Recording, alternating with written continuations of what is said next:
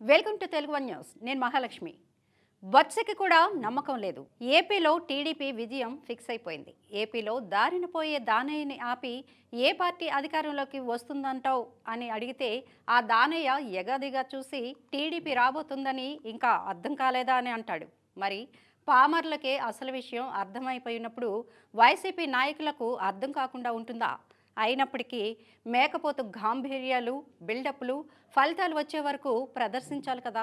ప్రస్తుతం వైసీపీ నాయకులు ఆ పనిలోనే బిజీగా ఉన్నారు. మేమే గెలుస్తున్నామని వాళ్ళు చెబుతూ ఉన్నారు. అయితే ఆ గొంతుల్లో నమ్మకం ధ్వనించడం లేదు. సోషల్ మీడియాలో ఈ మధ్య ఒక పాయింట్ బాగా వైరల్ అవుతోంది. అదేంటంటే జూన్ 12న చంద్రబాబు నాయుడు ముఖ్యమంత్రిగా ప్రమాణ స్వీకారం చేయబోతున్నారు అని.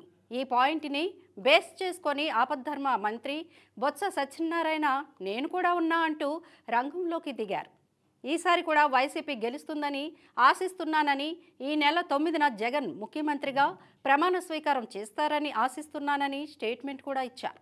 బొత్స స్టేట్మెంట్ చూసి జనం నవ్వుకుంటున్నారు.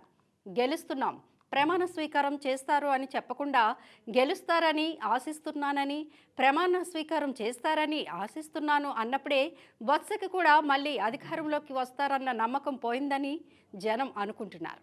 జగన్ పబ్లిక్ మీటింగ్లో బొత్స తన తండ్రి లాంటివాడు అని అన్నప్పటి నుంచి బొత్స ఎమోషనల్గా ఫీల్ అయిపోతున్నట్టున్నారు. అందుకే మిగతా మంత్రులందరూ విజయం మీద మాట్లాడే శక్తి లేక నవడాష్లు మూసుకొని కూర్చుంటే బొత్స మాత్రం బయటికి వచ్చి గెలుస్తామని ఆశిస్తున్నాను లాంటి బలహీన స్టేట్మెంట్ ఇచ్చారు. బొత్స స్టేట్మెంట్ వల్ల వైసీపీకి లాభం జరగపోక మరింత నష్టం జరిగింది.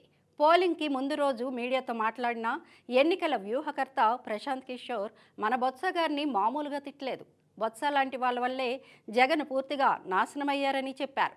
కరెక్టే, గెలుస్తామని ఆశిస్తున్నాను, ప్రమాణ స్వీకారం చేస్తారని ఆశిస్తున్నాను అని స్టేట్మెంట్ ఇవ్వడం ఏంటి? వైసీపీని మరింత నాశనం చేయడానికి కాకపోతే?